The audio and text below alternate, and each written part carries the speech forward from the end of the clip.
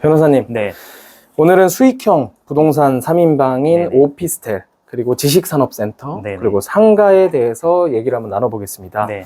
그 대표적인 경제신문인 매일경제에서도 수익형 부동산에 대한 기사가 최근에 있었다는데요. 네. 변호사님은 어떻게 보시나요? 결론부터 얘기하면 오피스텔은 지금 투자할 시기다고 판단했고, 지식산업센터하고 상가는 좀 전망이 어둡다. 네. 이런 기사를 냈었거든요. 저도 좀 동의해요. 그래서 아. 오늘은 그 내용을 좀 말씀드리려고 합니다. 네.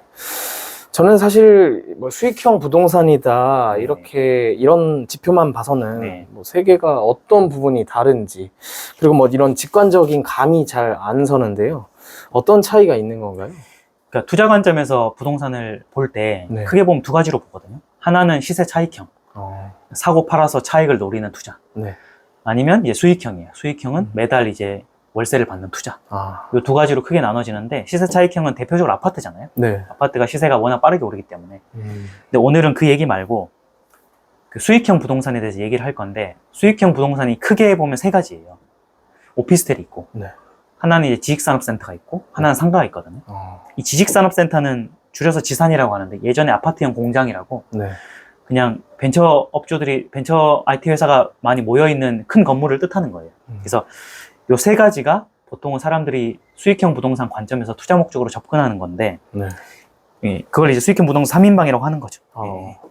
그러면 요즘에는 오피스텔의 임대 수익률이 굉장히 높아지고 있다고 합니다. 네네.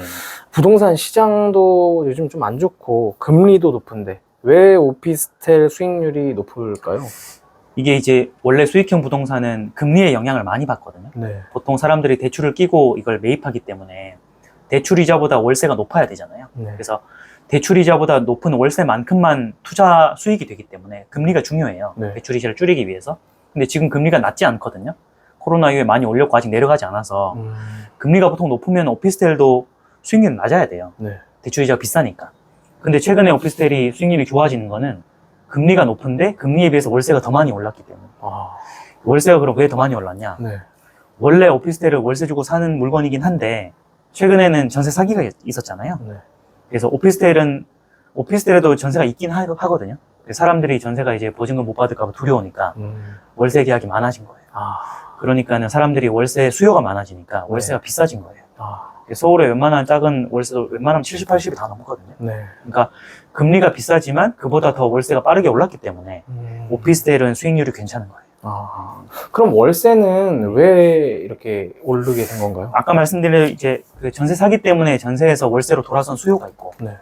그다음에 두 번째는 이제 공급 부족이라고 저는 보거든요. 그러니까 물론 기사에서는 뭐 1인 가구가 늘었다고 얘기하는데 네. 이거는 이제 최근 일은 아니잖아요. 어차피 이미 10수년 전부터 1인 가구 늘고 있었기 때문에 네. 제가 볼 때 이건 아니고요.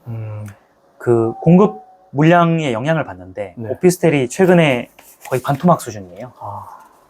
반토막도 더 안 될 거예요. 그래서 아파트도 그렇지만 오피스텔도 공급 물량이 떨어지면 수요 공급 원리에 따라 공급이 줄어드니까 월세가 오르잖아요. 네. 그래서 크게 보면 두 가지인데, 아까 말씀드렸던 전세 사기 때문에 전세가 월세로 돌아서서 월세 수요가 높아진 게 있고, 하나는 오피스텔을 많이 못 지어가지고 공급 부족에 따라 월세가 오른 측면이 있어요. 그리고 정부에서도 아파트 물량이 부족하니까 아파트는 이제 짓는데 시간이 많이 걸리거든요. 네. 그래서 오피스텔의 규제를 풀고 있어요. 공급을 하기 쉽게. 그런 것만 보더라도 반대로 오피스텔 물량이 그만큼 부족하다라는 걸 알 수 있는 거니까 이 두 가지 이유 때문에 오피스텔 월세가 많이 높아진 거예요. 그러면 초반에 변호사님께서는 지식산업센터와 상가는 네. 좀 요즘에는 투자하기가 별로다라는 거에 동의를 하신다고 하셨는데, 지식산업센터와 상가는 왜 그러면 추천을 하지 않는 것일까요? 지식산업센터 지사는 아파트형 공장이거든요. 네. 그래서 그 컨디션이 좋고 새 건물이 많기 때문에 그 소규모 IT 업종이나 벤처 회사들이 많이 입점해요. 1인 사업자도 많이 입점하고. 네. 수요는 원래 있었어요. 근데 그 최근에 한 2, 3년 전까지 아파트가 워낙 인기니까 규제가 심했잖아요. 규제를 피해서 지식산업센터로 돈이 많이 몰렸거든요. 여기는 규제가 적용되지 않는 곳이니까 사람들이 돈이 그쪽으로 갔어요. 돈이 그쪽으로 가니까 건설사에서도 돈이 된다고 생각해서 엄청 많이 지었거든요. 네. 그 물량이 소화가 안 되고 지금 공급이 남아있어요. 그래서 오피스텔은 공급 물량이 제가 반토막 이하로 떨어졌다 그랬는데, 지식산업센터는 공실이 막 늘어나고 있거든요. 그래서 공급이 너무 늘어나니까 지식산업센터는 공급 과잉에 따라서 가격이 떨어진 거고, 그 다음에 이제 금리도 높으니까 수익률이 안 나오는 거예요. 그래서 이제 사람들이 최근 인기가 없는 거고요. 그 다음에 이제 상가는 네. 같은 이유에서 지식산업센터가 똑같이 수익률이 낮은데 설상가상으로 사람들이 이제 상가를 잘 안 가잖아요. 뭐 팝업 스토어나 이런 데는 좀 가는데 네. 예전처럼 허름한 상가에 가지 않고 온라인으로 다 하잖아요. 네. 그런 장기적인 어떤 소비 트렌드 변화 때문에 오히려 상가가 지산보다 더 전망이 어둡다고 보는 거죠. 아. 네, 네.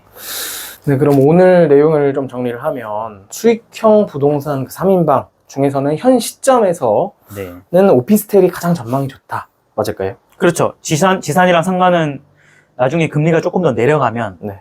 그리고 지금 많이 남아있는 공실이 좀 해소되면 공급이 좀 해소된다는 거거든요. 네. 그 시점이 돼야 전망이 더 좋아질 것 같고 오피스텔은 그 전세 사기 여파가 있기 때문에 네. 여전히 월세 수요가 높아서 현 시점에도 괜찮다. 이게 이제 결론인 거죠. 네. 네.